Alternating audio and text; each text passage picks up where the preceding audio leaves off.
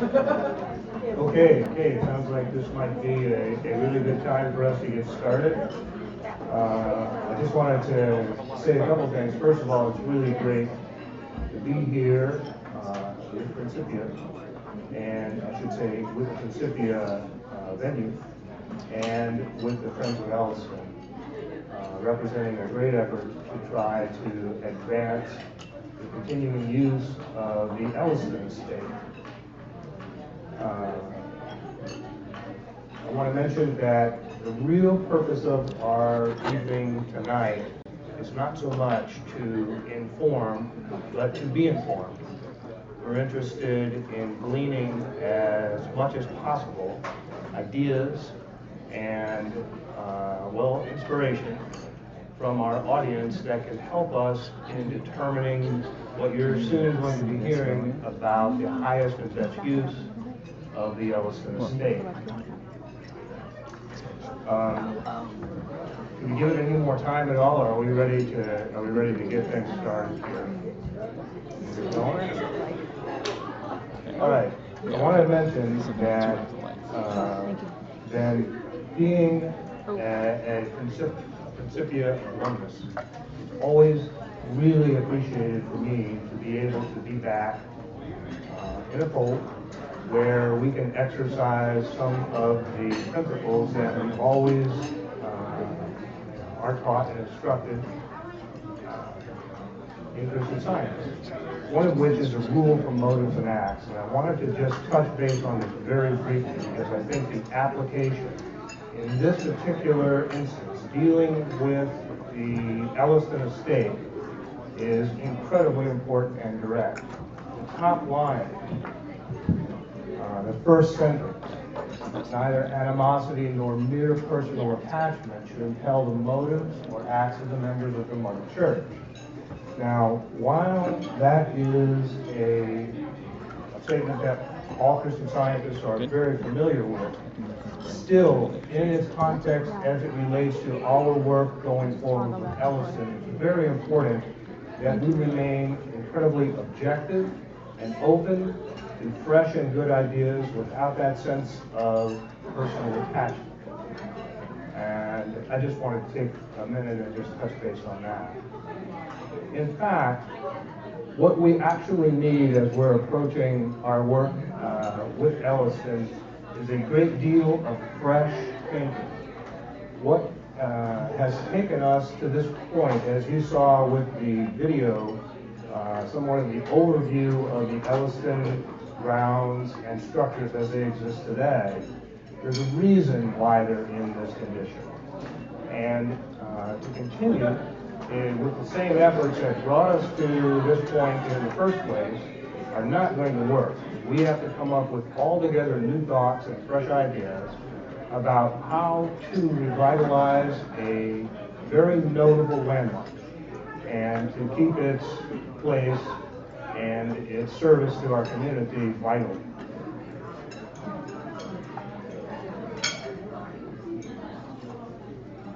In a few minutes, I'm going to introduce Helen Wills, who is the president of the board of the Friends of Elliston.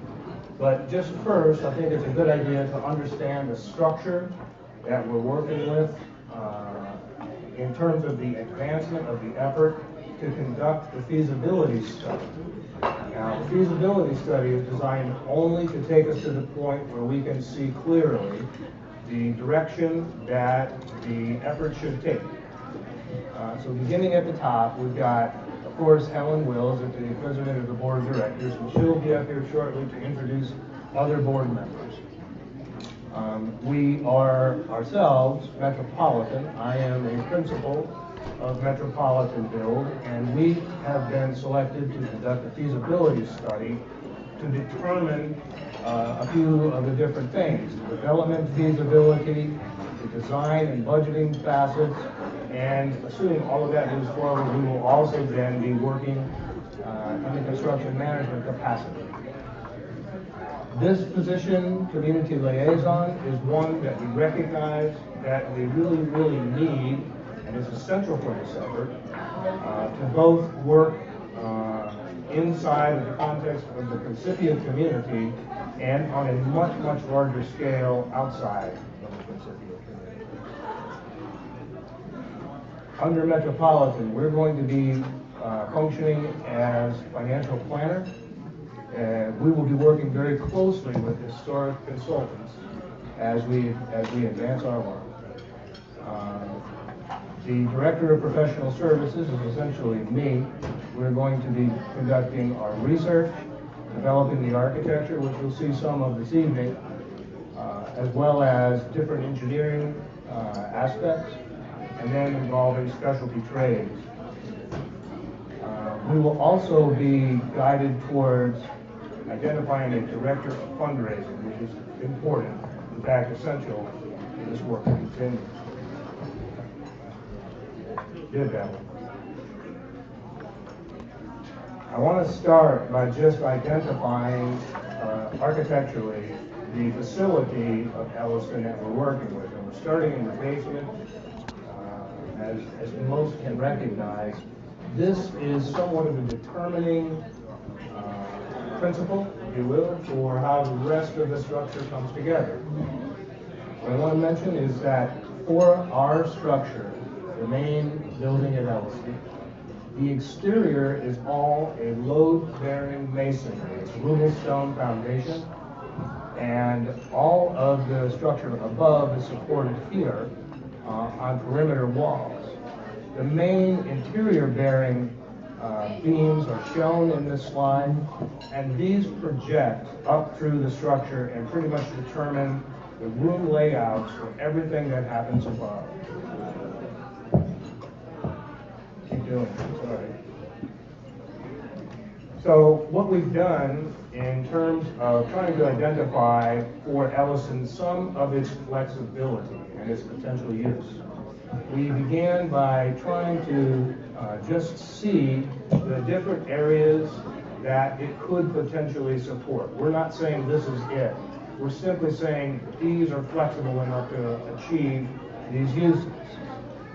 First is support. This area right in here is ideal for things like kitchen, office, janitorial, that sort of use on this first floor, on the main floor. These areas here and here can achieve, and again, I'm not saying that's where they're going to achieve, but they can achieve what's known as assembly. A lot of different performance venues or display spaces, things where we will see a number of different people congregate. The outside space here is also somewhat of an extension of that, and it amplifies what can happen, but clearly it's not being enclosed, has a much more limited use than the areas in here. Also on this end, which is an addition after the original house, is the garage. That can also be, for instance, classroom space, laboratory space, and that sort of thing.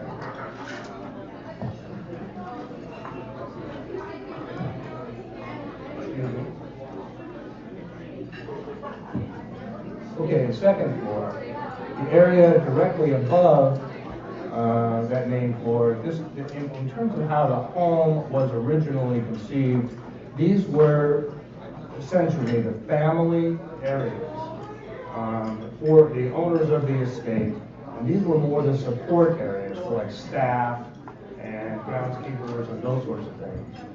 This area also can achieve a place of assembly. The ceiling heights are correct, the exterior volumes work pretty well, and that use can be afforded here. It can also be a residential use in the event that that's where the highest and best use exploration takes us.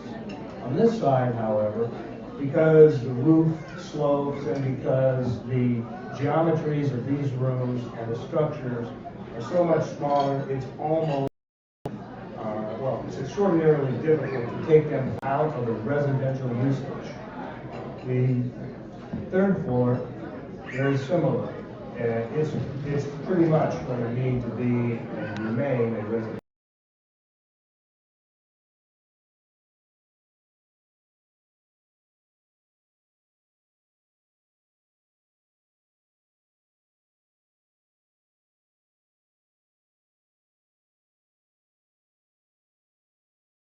have to thought, we are looking at a program for the very long term, a century term is what we're looking at. And one thing we know is that the uses that we determine today and the programs that we work with today have to remain incredibly flexible, because over that duration, the uses that we come up with today are not going to be the uses that are in place 50 years from now, perhaps. And what we need to do is to afford the luxury of that flexibility to happen. Almost as important as the facilities on the estate are the estate grounds. This is truly what's known as a cultural landscape. There was a very notable landscape architect involved that Helen will comment to when she's up, that laid out a terrific landscape plan as Turner had engaged he and the primary architect to put together the site.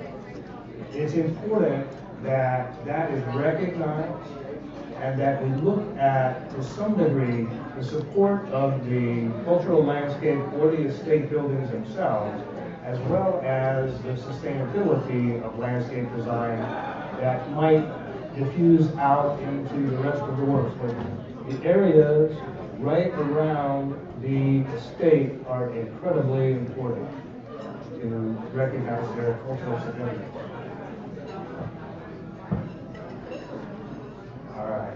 At this moment, it's time for me to turn the rest of this presentation over to Helen Wills, the president of the board of directors.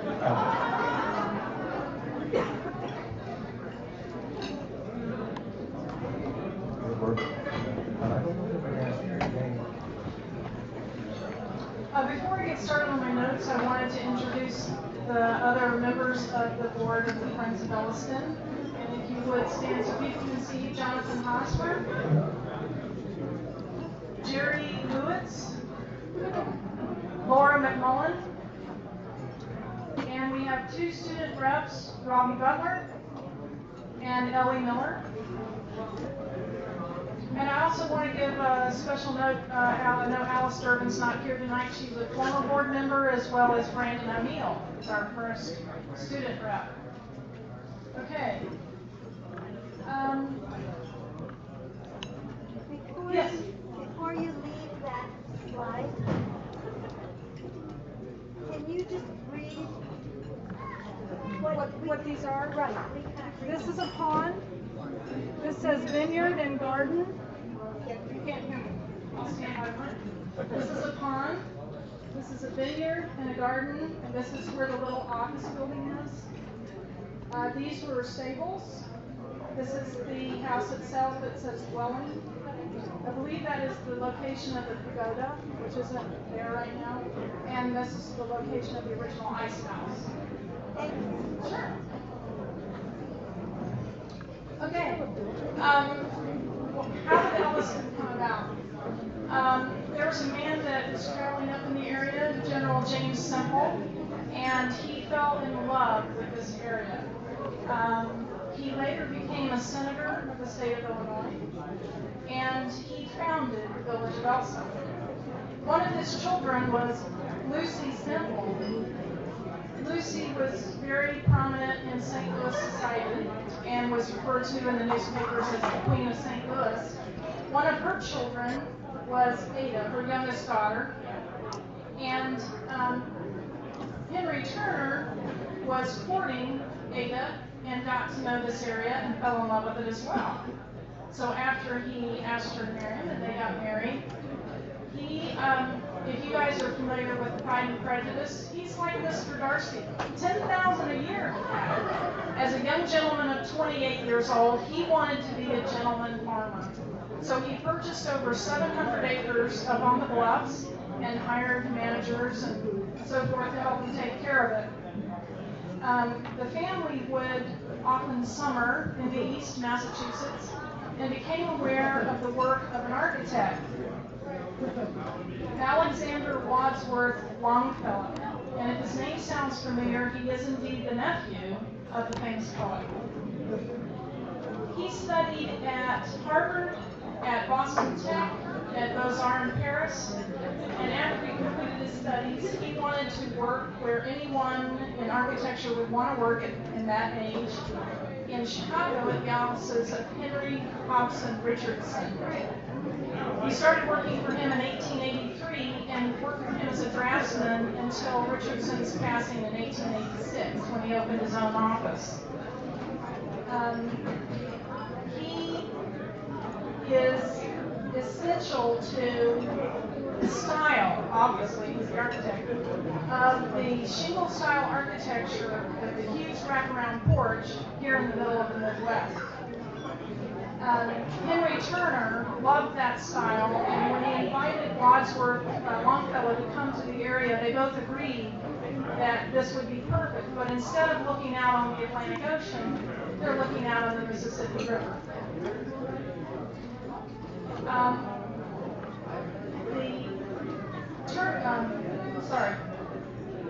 Longfellow suggested a landscape architect for Henry Turner. He wasn't yet advertising himself as one, but Turner was very interested in him. He had a new idea. Instead of planting gardens like for the rich with the formal Victorian gardens, he would look at the landscape that he was going to be planting, and he would plant trees and shrubs and flowers to make it look as if they naturally grew there.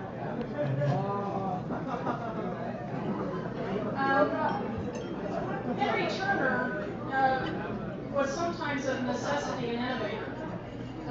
I love this picture because it shows an early picture of the original house. If you know the house at all, this area here used to be a porch. It's now a bathroom. And the only way to get water up there was by horse and wagon. And he didn't like that very much, so he hired a team of 2 or 3 men, and it took them a year and a half to dig the well. The well was 900 feet, length of 3 football fields, before they hit water. He had a windmill in the yard that would pull that water up that distance, and then in the kitchen, it was often the kids' job to crank the hand pump, would take the water up into the attic, where there was an open air tank. And then when you were where you wanted to use water in the kitchen or the bathrooms areas, you turn the spigot, gravity made the water come out. It was very innovative. Especially for the current students, some of the others who may know have lived in it in the past, you can see the outside, but you haven't had the opportunity to see the inside, so I thought I'd take you on a very brief walk. When you enter the main door from the riverside, this is the entryway. And this door back here is that door, which is on the back porch, that small back porch with the lights left on. If you turn to your left in the entryway, you can see the living room, the parlor, with the fireplace. These are built-in bookshelves. And they often sat around the fireplace to read. And here's a dog. I understand there's 6 to 8 dogs on the estate at any given time. They love to have dogs around. And behind her over here, where you cannot see it, are the built-in bookshelves in the window, and they are still there today. If you were standing with your back at this lamp and looking towards the river, you would see this view. This is where you can stand on the porch and peer in the windows on the main floor. If you turned right instead of left from the entryway, you would find the dining room. And we believe this woman here is Ada Ames. And if you notice these cabinets, this is what it looks like today. A beautiful original wood was painted a light green. Additionally, on the left-hand side of the dining room is this wall. This fireplace, when I was a student here, was a double open fireplace from the foyer through to the dining room. And at some point it was closed off. It's now boarded up in the entryway. And I always get this question. is there the secret compartment in the house? I can unequivocally say yes. It is in this cabinet, and I think it's this panel that lists, and the family had that available if they felt the need to put the silver away or the jewelry or whatever to store it for safety. Okay, if we go up the staircase, this is the landing between the first and second floors. And as you head up, those are the windows between the second and third. And the tower room is one underneath this unusual part of the wood. And if you were standing right there and you were looking out, this is the view you would see.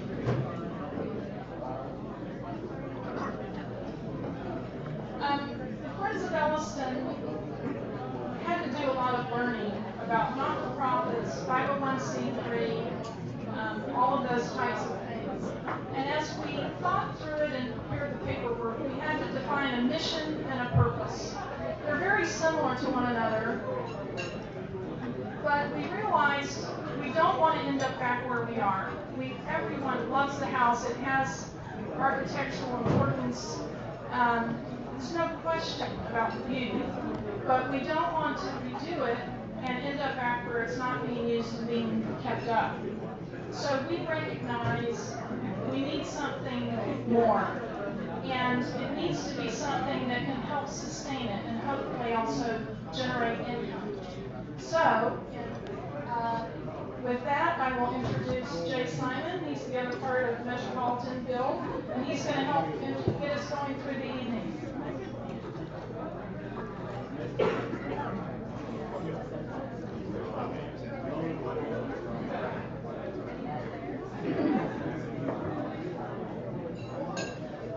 Thank you, Helen.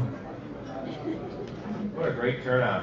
Really appreciate having everybody in the room that's so alive and interested. Thanks for listening to the presentation that Jeff had to inform you a little bit about the Eliestoun estate, and Helen about the history of the estate. We have some dignitaries in here who can tell us even much more about the history of the estate. We're so blessed to have those folks in this room.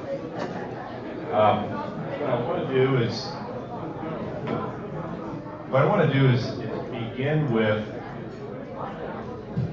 a piece that I want to make sure everybody understands why we're really here this evening. And it's not about us telling you what we know about Eliestoun, because quite frankly, we're interested in hearing what you have to say about Eliestoun in the various, what we call highest and best use analysis of the site. We'll talk a little bit about more what that means in just a moment. But our mission here tonight is not only to save Eliestoun from extinction, but it's to breathe new life into the building, a new sense of purpose into the building.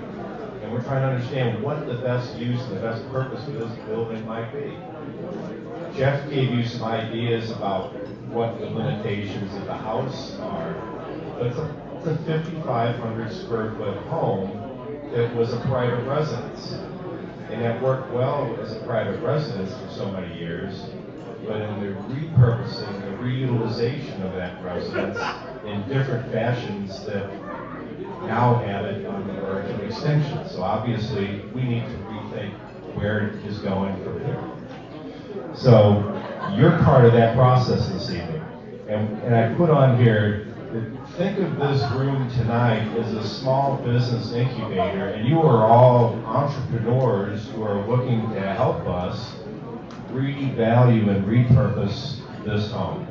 And this home is something possibly residential, possibly it has a sense of what the places of assembly in the interiors of the house may hold for other income earning purposes.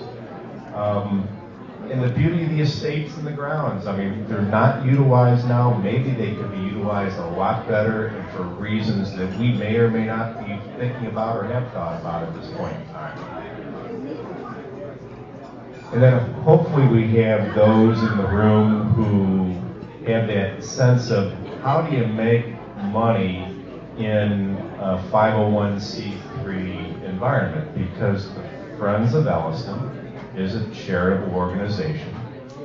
and it has a charitable cause and charitable purpose that was mentioned in the mission and purpose by Helen in her presentation. But we have to figure out a way to not only have it raise money by philanthropy, but also for an income earning purpose. So we look at highest and best use. It's known as a real estate term. It was developed in the 1800s for the appraisal industry to kind of value what a home is worth, for example, or what a building, a commercial establishment is worth. And so there's certain parameters in understanding what highest and best use really is. Well, it has to be legally permissible. And of course, in the environment we're in, that doesn't just mean the state of Illinois' laws and the local municipality laws, but it's also the guidelines and the principles that Principia Campus holds. It has to be physically possible, meaning you cannot put a major addition onto a home that is noted for its historic importance. We have to respect that. We also have to understand you can't put a couple-story addition on the top of the building because it may have other reasons why those parameters just don't work. Ultimately, it all boils down to money, and it has to become financially feasible in order for this building to achieve its highest and best use. It has to be within the realm of reality. We cannot look at putting $100 million into the property and finding out that you can't ever recoup that kind of funding into this. And so we've got much smaller monetary sites. We want to have the highest amount of impact with the lowest amount of dollars, obviously, to make things work. That falls into the same premise of maximizing productivity. It's the highest result that you can have by investment into this property in the shortest amount of time. And that's how you maximize the productivity in a highest and best use analysis. Why am I explaining this to you? Because you're all going to be looking at this criteria, this limitation, when we send everyone off into 4 different specific groups in breakout sessions we're going to have here very soon. I know you're all just dying to do that, but I really want everybody to participate in that piece of this because it's that feedback we need your help with. On each of the tables, when you do your breakout sessions, we're going to have a specific criteria which we want you to also be aware of that are specific to Eliestoun, to the estate, and to the Friends of Eliestoun who are courageously pushing this forward. Must fit the mission and purpose of the Friends of Eliestoun. Now, I'm not going to repeat what Helen had up on the board, but I do want to point out to everybody, in bold at the bottom, the 501c3 is set up as a charitable cause.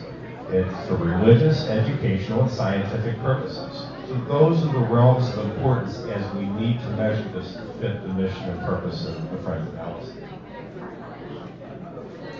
Other specific criteria, I don't want to necessarily read to you, but I do want to emphasize that ultimately, in order to have a 100-year repurposing of this building, we have to figure out a way to make enough money to pay for the programs, to pay for the cost of operation and maintenance, and in a sense create an endowment which right now is ballparked at around $1 million.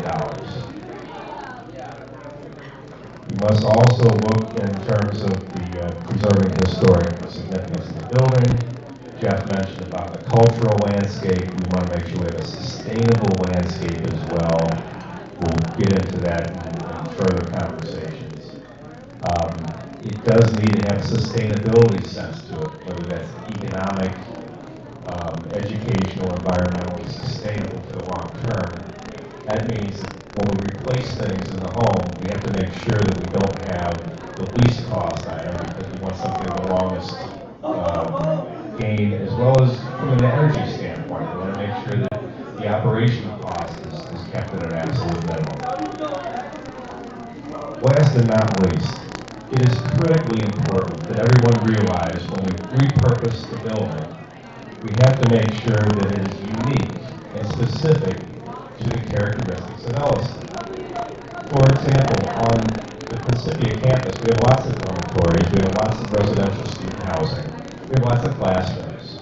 we don't want to mimic the same opportunities that already exist on campus, because Elliston has unique virtues and capabilities that the campus cannot possibly duplicate, and that is why it should be made. That's a critical understanding as we go forward here.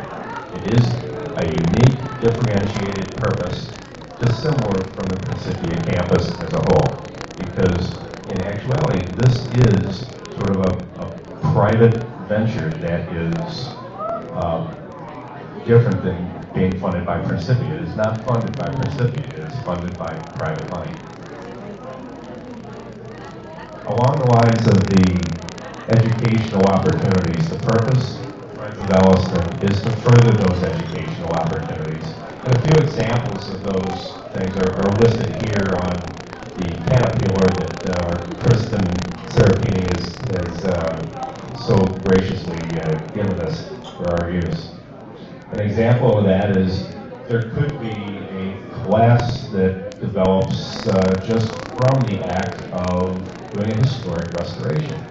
That is an educational experience that the students would enjoy, just as Maybach's original concepts of allowing the students on the Principia campus be involved in the restructuring of the buildings on campus.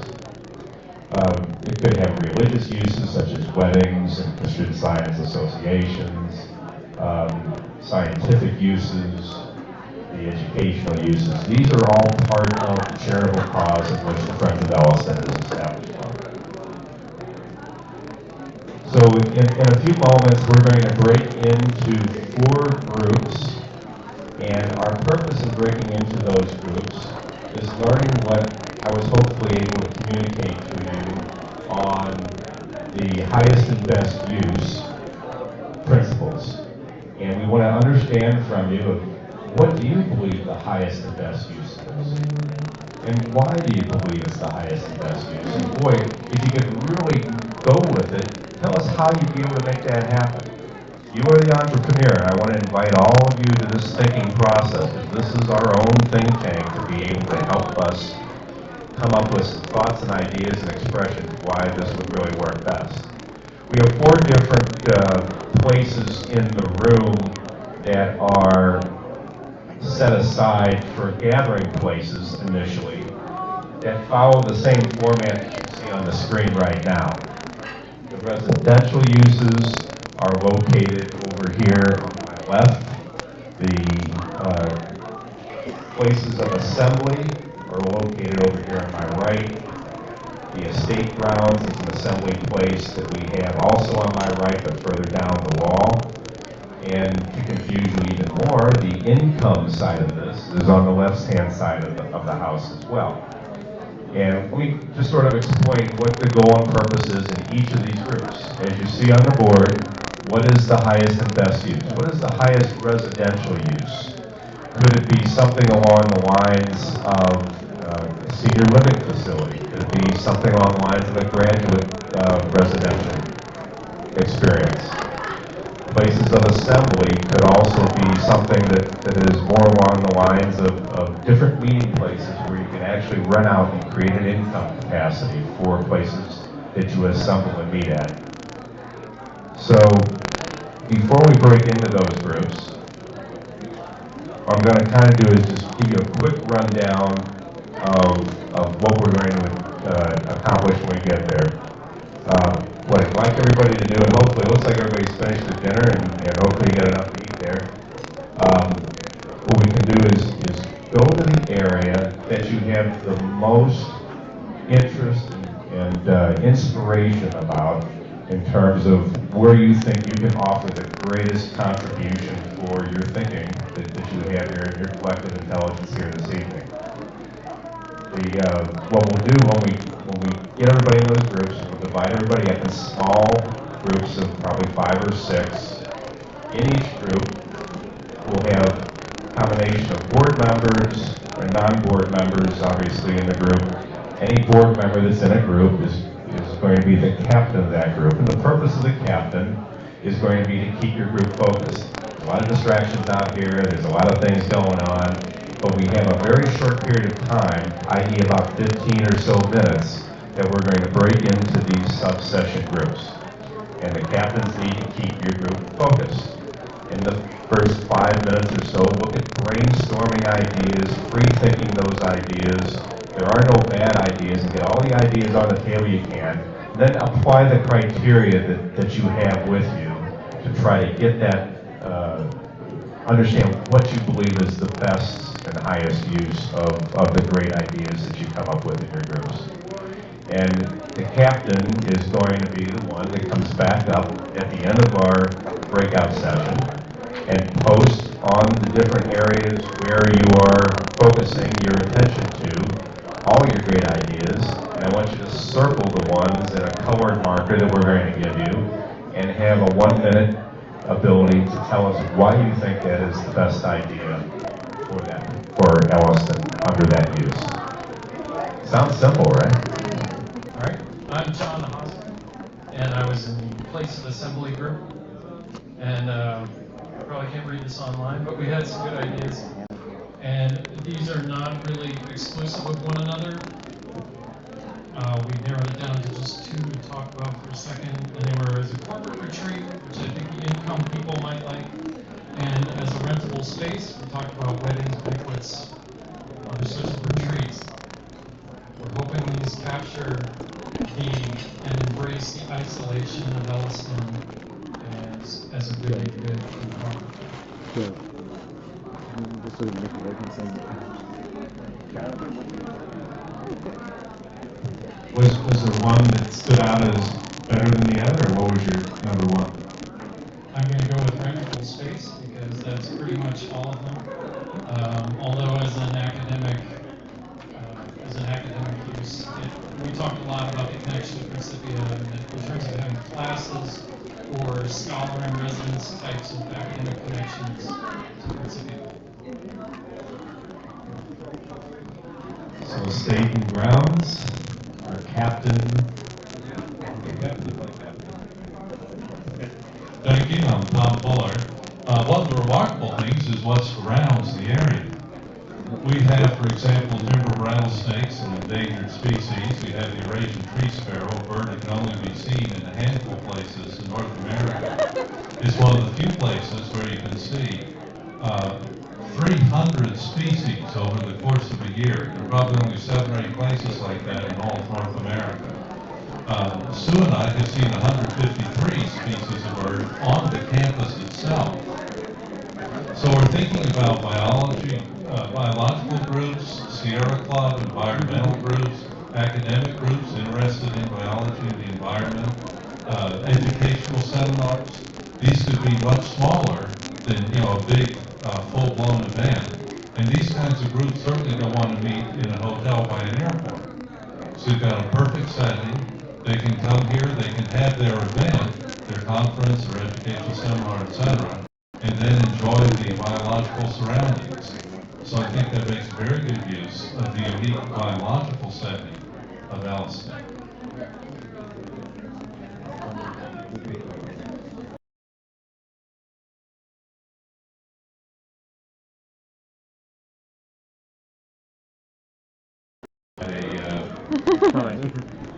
An assistant captain.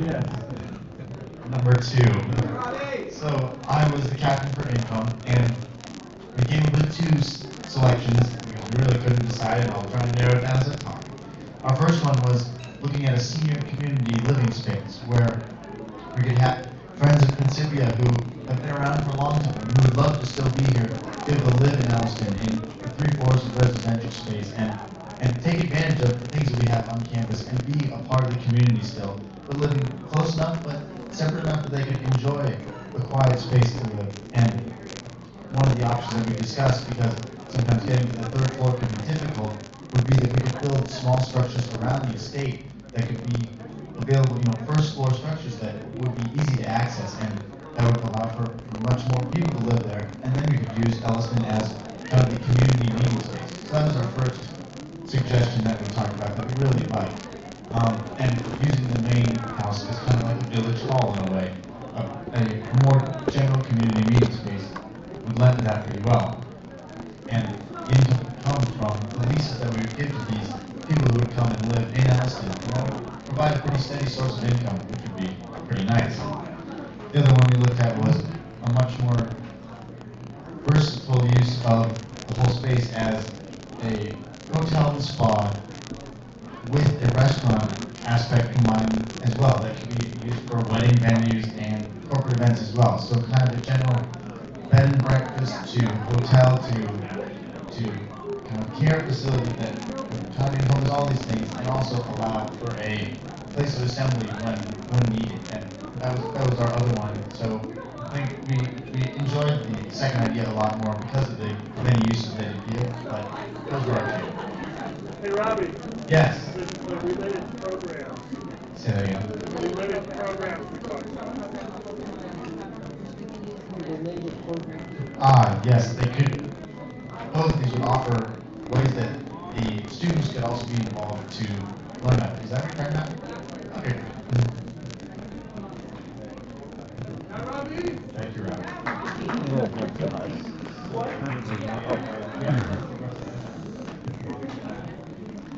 I'm Ron Booth, and this is residential. What we came up with, number one here was dorm for special college groups, broad groups, a biology block. They'd be studying there the whole semester, I believe, and there could also be an ed block, ed majors, postgrads, married couples and families. And then also we came up with an idea for B&B using student help and possibly a period B&B with period dress and period food and including wedding groups. So Was there any one that stood out as the best? well, this one stood out as the best. They both seem to be about the same for income, we thought. This one being the dorm for special college groups.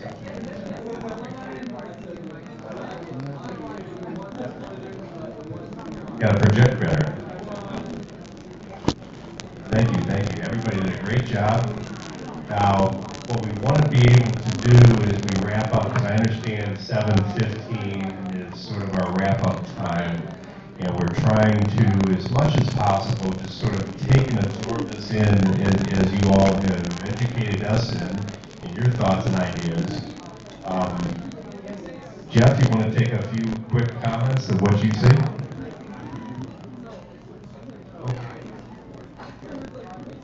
I don't need this one.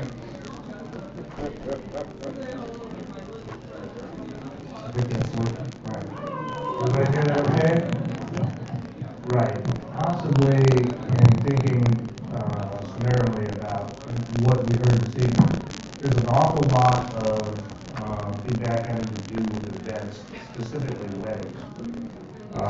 And it seems like the idea of event space, it seems to me, has surfaced as something which is pretty important in terms of the use of the facility and the attraction to be able to, the ability to attract people or users to that space emerge. And I'm going to say most specifically for me, from the Landscape and Grounds Committee or group that was looking at it from the point of view of it becoming such a primary attraction to be there on the grounds, so that the grounds themselves aren't necessarily generating the income, but they are the key attraction or one key attraction that brings folks to the facility, and then the facility itself houses them, and that's where the income side works. And it sounds to me like the activities, just kind of drawing from that idea, it's the activities of the estate that are most important. The uses of the place of assembly in conjunction with the grounds seems to me to be what's emerged tonight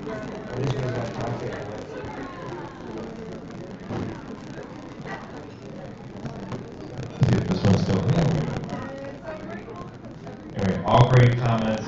I ditto Jeff's remarks. I do think that we have such a unique opportunity with this site. This is the most spectacular site, most visually looking out onto the river, and you have all the species of everything from rattlesnakes to rare birds and everything else. There's no reason in my mind that we can't find some way of partnering with groups that would help attract and help us retain those who would be able to utilize the facility as a rentable facility, help utilize the facility as a residential facility, possibly on a rental basis, whether that's apartments or our dorm for special college groups for study, for example. You know, there's certainly an educational purpose that can be united with this building and with this site. And we're sort of just gelling on this. This is the first of our 3 planned focus groups. So this is our first shot out of the box, and if we're a little rough tonight, my apologies, but you all have smoothed over all the rough edges. You've done such a great job, and you've brought some great ideas to the table that we're all really excited about.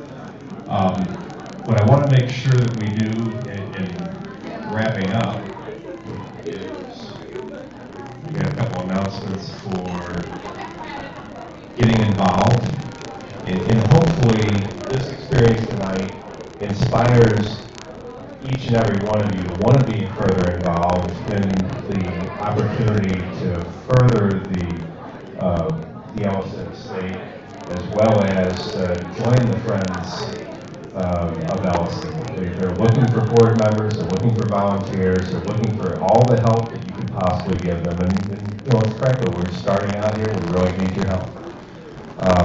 Like the Friends of Elliston on Facebook for all those that are so inclined. And please provide some follow-ups on the website and the give or get. Give or get, in the philanthropic world means either give money or help find a way to get money. Really, we're looking for your collective intelligence on connecting Friends of Elliston to those who would be so inspired to help fund this project. It's so very vitally important project. All right.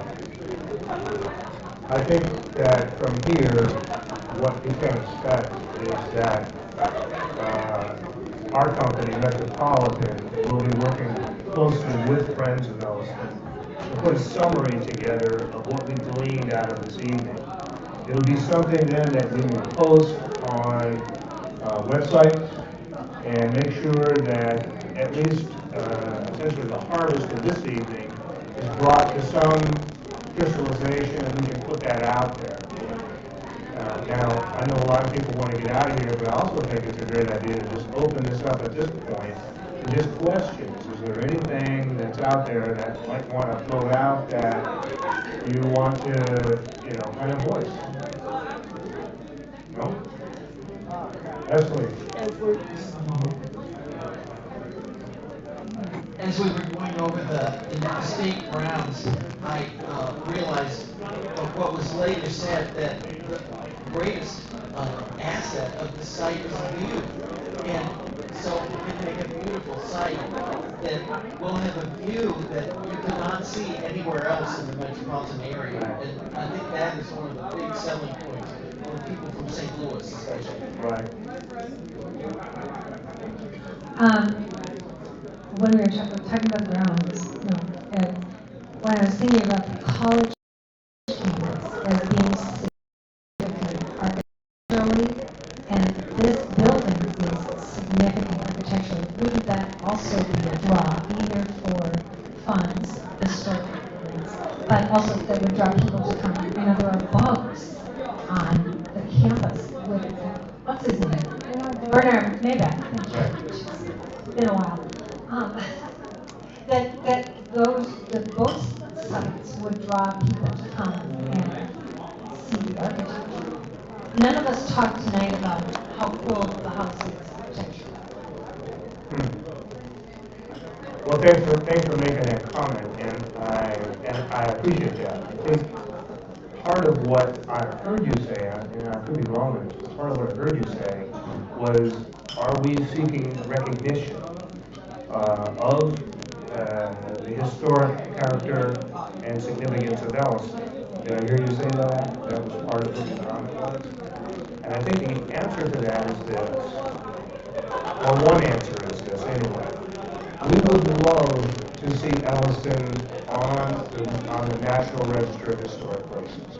It's not currently. And it may not be the right move for Elliston at this point in time. But were it, that would open up a lot of opportunities, perhaps, for philanthropic giving. And that's something that's really important as we consider how we're going forward with this. Now, having said that, I'm also going to say that our firm is terribly sensitive to working with historic families. And we clearly recognize the historic significance, not only of just the architecture, but the history of the place and its significance. One of the things that Elliot just pointed out was that the situation of Elliston is absolutely critical. So if you think about it from this point of view, the Turner, actually the Ames family was in St. Louis a powerhouse in terms of residential development. They could develop anywhere in the region. This particular site was selected, certainly not at random. Neither was the architect, neither was the landscape architect. These were things which came together because it was a very discerning and capable family that brought together their incredible insight in terms of a region to find a unique spot like Elliston. There is no spot like Elliston. There is no place.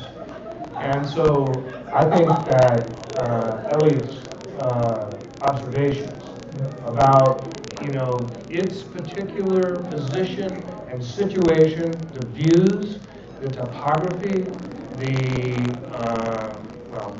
area of agricultural wealth, that it's afforded, those are all really, really important and unique to this place. And things which, when we go forward, in terms of our historic work, are going to be folded into the effort. I'm sorry for babbling on so long. It's very dear to me. I want to make sure that comes out. Sorry. No, that's okay. All of this has been talking about bringing the community, people from St. Louis, across the country, to a unique place that's going to attract everybody in the world. And one thing that is going to, I think, put a big, big stop on the vast majority of those is that there will be absolutely no alcohol allowed. Getting a non-Christian Science wedding in there is going to be impossible without at least champagne, and a corporate retreat that you can't get a beer at is going to be very, very unpopular. Yeah. Are you picking up the mic comment to that? Are you going to make a comment to that? I was hoping you were. Very valid. Okay, your observations, are certainly warranted.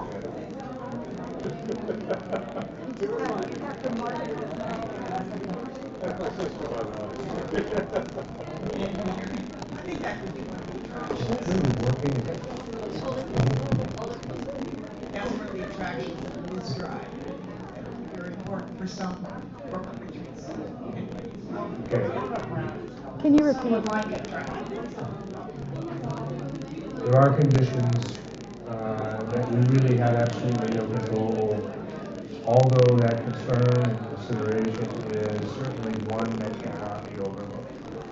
To what degree do we have an audience is essentially your question. To what degree do we have a viable audience and users without that particular component being understood? Good question.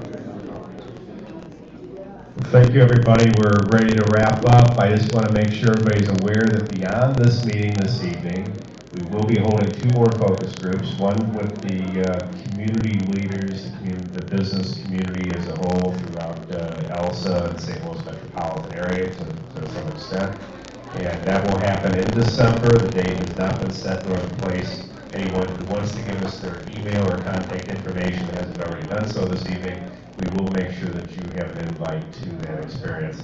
We also are looking at a regional Midwest and community general focus group support, which obviously we're trying to spread the net as far as we possibly can to get all the feedback we possibly can, and of course, get those interested who we want and should have interested in this very important project.